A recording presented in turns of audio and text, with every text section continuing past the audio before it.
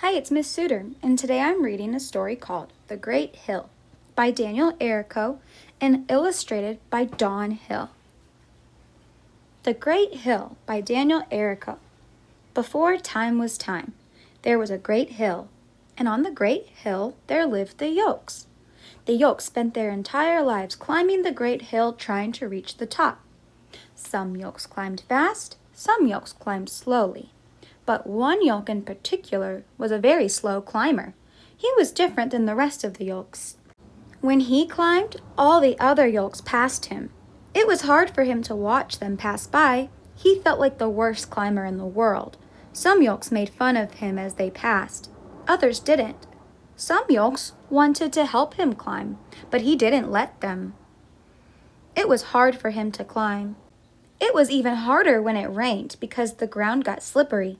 Sometimes it seemed like it was only raining on him, but it wasn't. There were times when he felt like he wasn't moving at all, but he was. Then one day, he met another Yolk who climbed even slower than he did.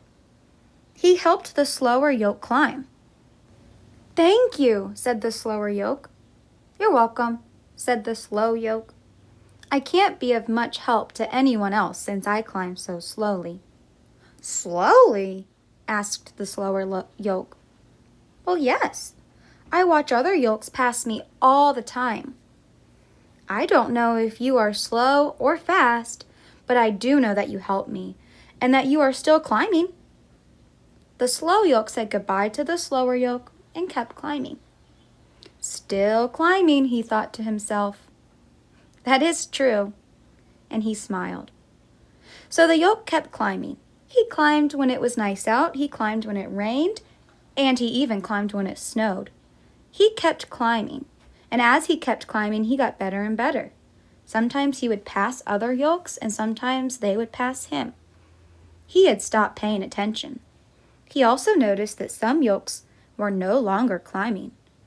When a Yolk stops climbing, it stays where it is. Some Yolks stop climbing because they are happy with how far they've gone. Others stop climbing because they don't want to climb anymore. The Yolks that had stopped climbing did not like to be passed, and they made it harder to get by. But the Yolk kept climbing right up on over them. There were still times when the Yolk thought he was climbing an impossible hill, but he kept climbing. Always, always climbing. Do you think he made it to the top?